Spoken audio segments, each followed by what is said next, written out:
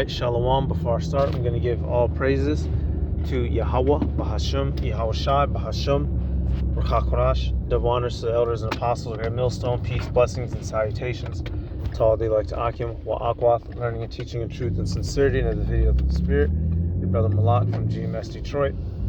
Hey, this is a video, we're not preppers, right? We're not taking up physical preparation and stockpiling to try to prepare for the collapse of society, but we are spiritual peppers, all right? And one of the battles to come is going to be the battle of hunger, y'all.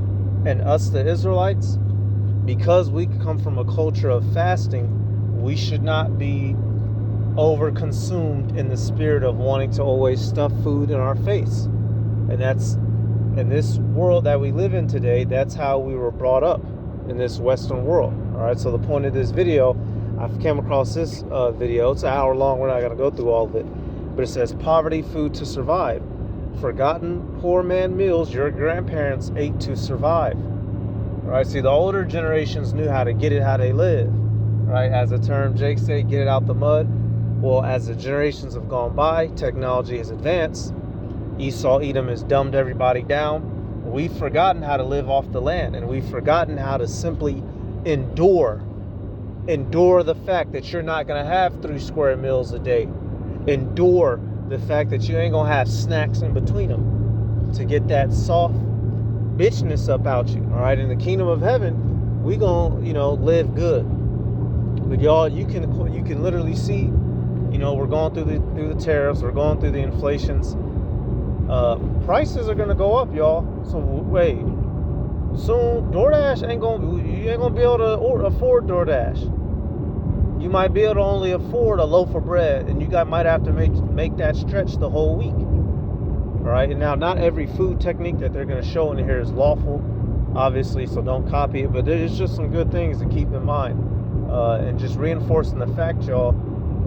That spirit of wanting to constantly stuff your face 24/7, that's gluttony, and that's a spirit that Esau Edom is going to take advantage of to encourage people to take the mark. All right, remember, y'all, what happened when Yahushua was tempted? Who came and visited him right shortly after? Our Lord Yahushua was tempted 40 days, right? And when he was fasting. Who came to try to whisper in his ear a little something? Matthew 4:1. Then was Yahushua led up of the Spirit into the wilderness to be tempted of the devil. So this was one of the trials of our Lord, y'all. And if he had to go through it, at some point we're going to go through it. As this society is crumbling, they're not going to leave KFC and goddamn Domino's Pizza open for us, even though we're on the run. You fighting for your life.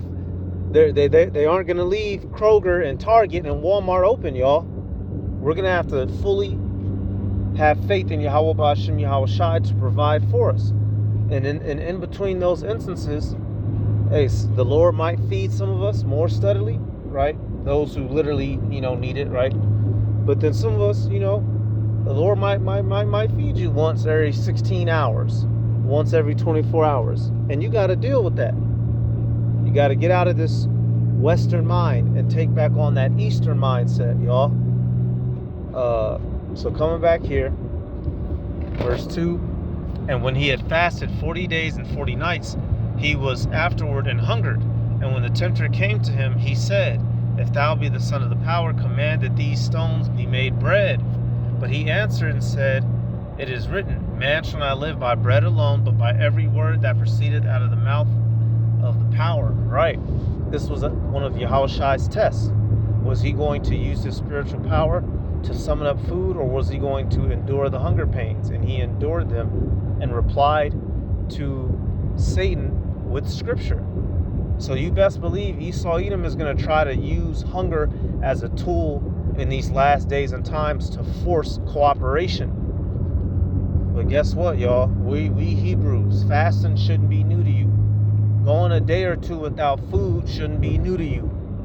If you ain't doing it, you should start. Now, not only is fasting It's spiritually required of us. It strengthens your connection to Yahweh Bashem Yahweh Shai, but it strengthens your mind and it strengthens your resolve as a man. So let's let this play, goddammit. You've been eating rich and missing the genius of eating poor, meals born from empty pockets and pure creativity. Long before drive-thrus and delivery apps, these forgotten poor man meals. Before drive-thrus and delivery apps, people have gotten too comfortable in this world. Planet Earth didn't start on day zero with McDonald's. It took thousands of years to work up to that. Come back to the way of old, goddammit.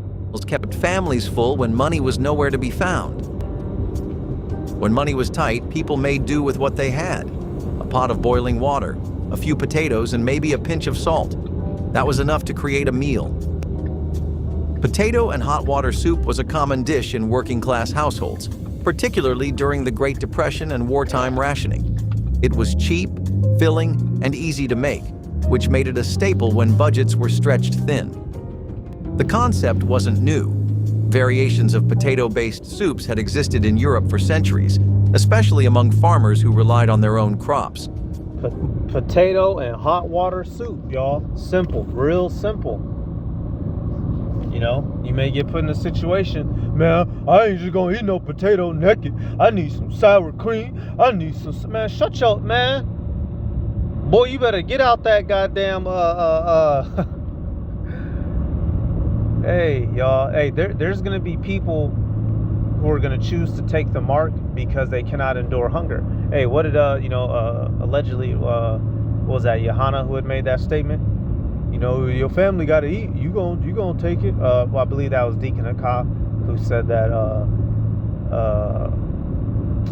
Johanna had made that statement, right? You gotta, family got to eat. No. Y'all, you gotta be ready and willing to go hungry and trust that Yahweh Bashem Yahweh Shai will provide when you actually need it, just like he did for Elijah, just like he did for us in the wilderness. But until then, you're gonna have to hold out if need be. Look at what's going on in the world, y'all. Egg prices are up. This inflation, these tariff things, we know even if things do calm down, right, within a week, we know that eventually it is prophesied that there will be famine. There will be a closing of the stores. That it will be bad out here, y'all. So regardless, this is going to come to where people are down here itching and scratching for any little old thing they can find. And we can't be in that weak spirit like these people. There are going to be people who take the mark of the beast because they haven't ate since Monday and it's only Tuesday. You understand what I'm saying? There are people who are going to take the mark of the beast because they've been experiencing hunger for less than 24 hours. It's not a good trade-off. Sunlight is a powerful thing. Pets know, and so does Purina. That's why a sparse pantry into a meal that still felt like home. Sunlight is a powerful thing. Pets know, and so does Purina. That's why 100% of Purina. When every drop of food mattered, nothing went to waste, not even grease left in the pan. Bread and drippings was a meal that turned leftover fat into a spread, a sauce, or sometimes the entire dish. Now, we're not supposed to be eating leftover, we're not supposed to be eating fat. That's in our law, fat and blood, right? We don't eat those things. But this is just showing, how these people turned every scrap that they could into food, all right? And in this culture that we've taken on today, we've developed a very carelessness sense concerning food itself. Drippings came from whatever meat a family could afford. Bacon, sausage, or even a well-stretched roast. Obviously, not to eat bacon. After cooking, the leftover grease was saved in a jar, waiting for its next use. It was brushed over stale bread, mixed with flour for gravy, or simply drizzled on top for a boost of flavor. When butter was too expensive, drippings were the next best thing. This wasn't just a Great Depression meal. It had been a staple in working-class kitchens for centuries. So you see, y'all, these people are making it work, right? Our forefathers. They didn't have McDonald's yet. They didn't have DoorDash yet. They didn't have Instacart. They were making it work with the things that they could. Some things obviously were unlawful, right? But they were making it fucking work. Peanut butter soup. When protein was hard to come by, people got creative with what they had. Peanut butter soup was a Depression-era meal that turned a pantry staple into a warm, filling dish that kept hunger at bay. Peanut butter was cheap, packed with protein, and didn't spoil easily, making it a lifesaver for struggling families. Instead of spreading it thin on bread, some turned it into soup. The method was simple. Peanut butter was mixed with water or milk and heated until it became a creamy, slightly nutty broth. Some added sugar for a sweeter version, while others used salt and onions to create something more savory. This dish wasn't just a product of tough times. Variations of peanut-based soups existed long before the Great Depression, especially in African and Asian cuisines. But in America, it became a way to stretch a single jar of peanut butter further than sandwiches ever could. So I'm just clicking through different random ones. Dandelion green. Oh no, can't do not no bacon fat. Potato pills. Grits and water.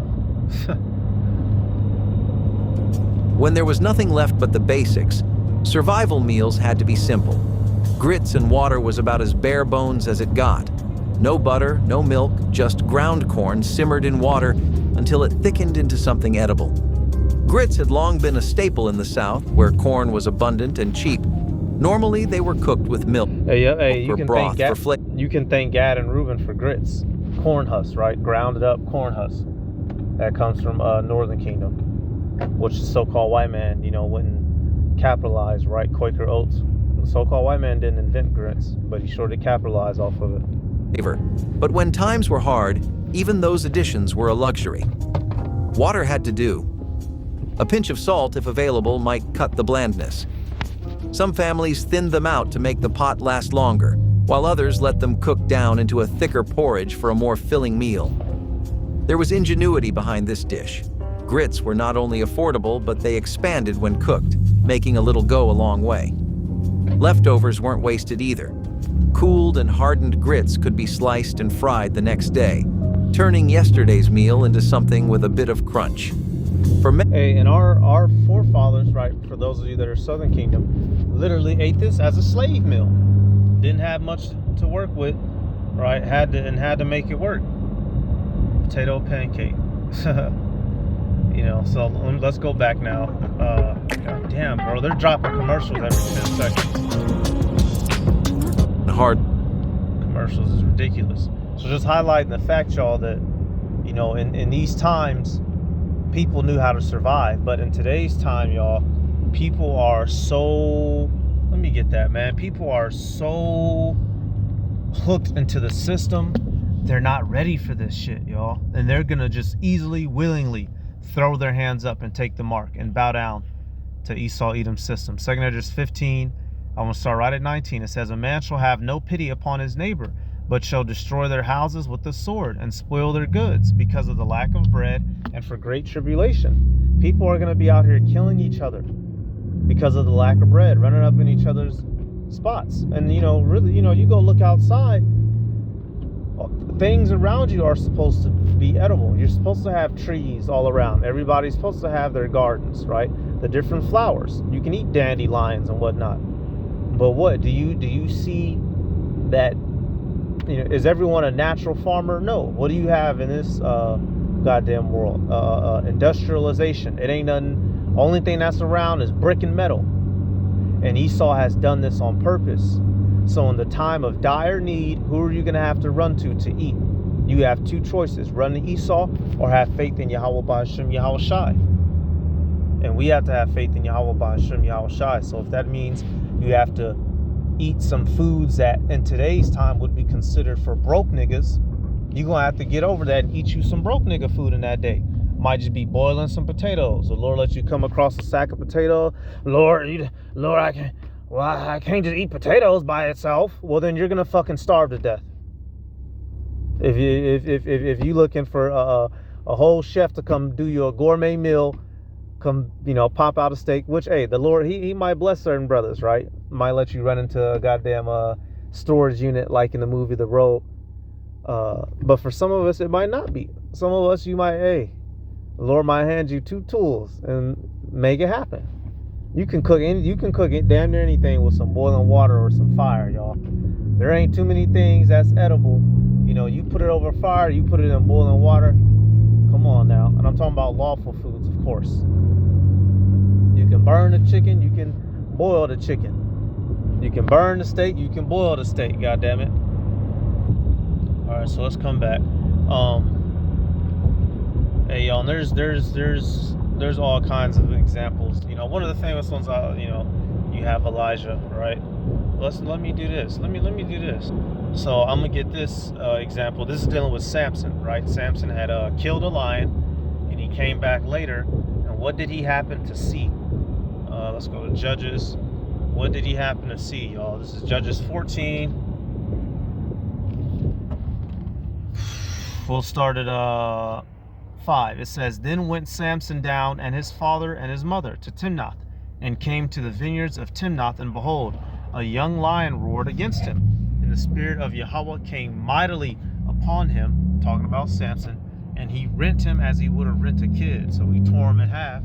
Samson, Israelite male, right, tore a lion apart with his bare hands as if it was a goat.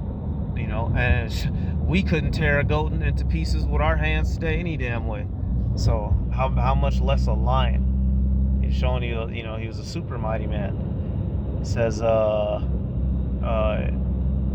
a kid, and he had nothing in his hand, but he told not his father or his mother what he had done. And after a time he returned to take her, and he turned aside to see the carcass of the lion, and behold, there was a swarm of bees and honey in the carcass of the lion. And he took thereof in his hands, and went on eating, and came to his father and mother, and he gave them, and they did eat, but he told not them that he had taken the honey out of the carcass of a lion. Right, so he killed a lion, and as he went by it again, its carcass, there was honey in it. Did he, Lord, that's just honey, I can't do nothing with that? What you, because we can't eat lion's unlawful, but he could eat the honey, so he ate the honey. Went in there, Dirty Dan style, right up all in them bees' face, and took the honey. So Samson was a hardcore dude. But you see here, he was presented with an option from Yahweh Bashem Yahweh Shai. Did he get to talking smack? Did he throw his hands up? No, it was one ingredient: honey, real raw natural honey, and he ate it.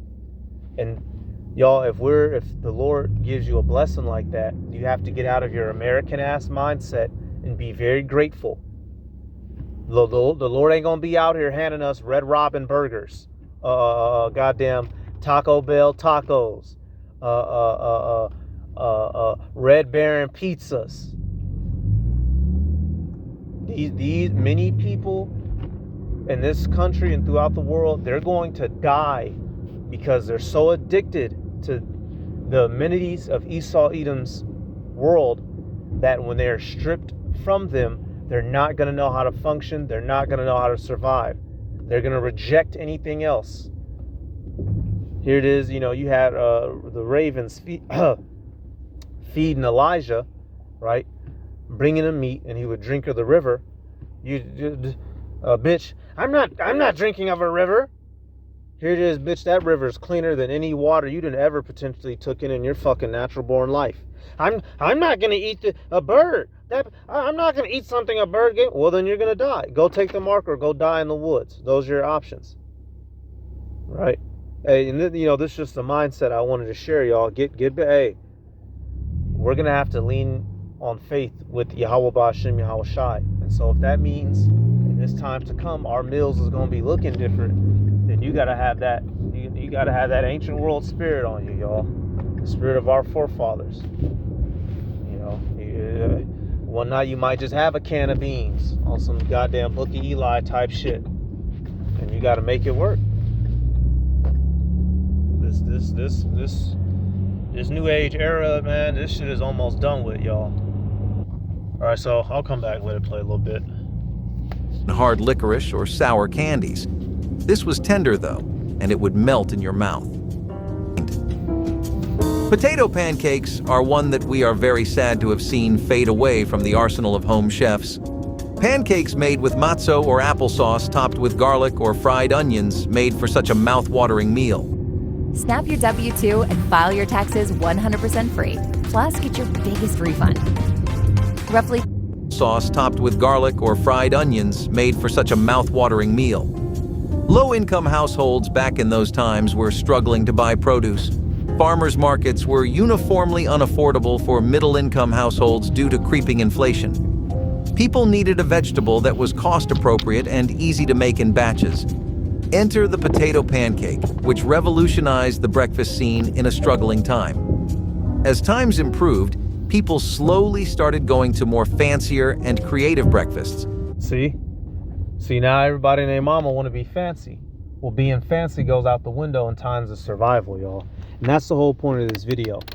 You know, we might have to get grassroots with this shit real soon, y'all. Hey, you know about the vegetable pot pie. Hey, oxtail. Hang on. Don't forget the key ingredient. Thank me later. Sheep's head stew was often enjoyed in rural areas where nothing went to waste. Skinning the head and preparing it for the stew is a time-consuming task, and it can get messier, but if you manage to pull this one off, it is definitely worth getting your hands dirtier than usual. Braised oxtail is proof. Hey, and you know, there's instances when we were going through famine. There's one scripture that tells you Jake was selling a bird poop, man. Hold up. Yep, here we go, right here. You know, so it might seem funny or comical, y'all, but it's deadly serious. We're gonna be dealing with this soon. And so hey, what's the phrase? Knowing is half the battle, y'all. You at least, you know, like I said in the intro, we're not trying to become physical preppers out here, but we are to prepare our spirits and our minds for this. And this is the world that we're about to become inducted into, and we should be going into it knowing what's involved. 2 Kings 6:25.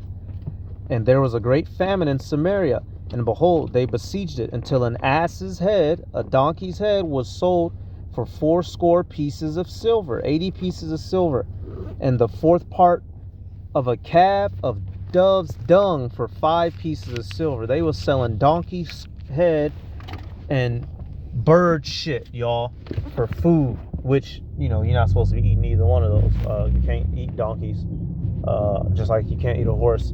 And obviously you're not supposed to eat the dung of a animal, which you can eat the dove, but good luck catching it.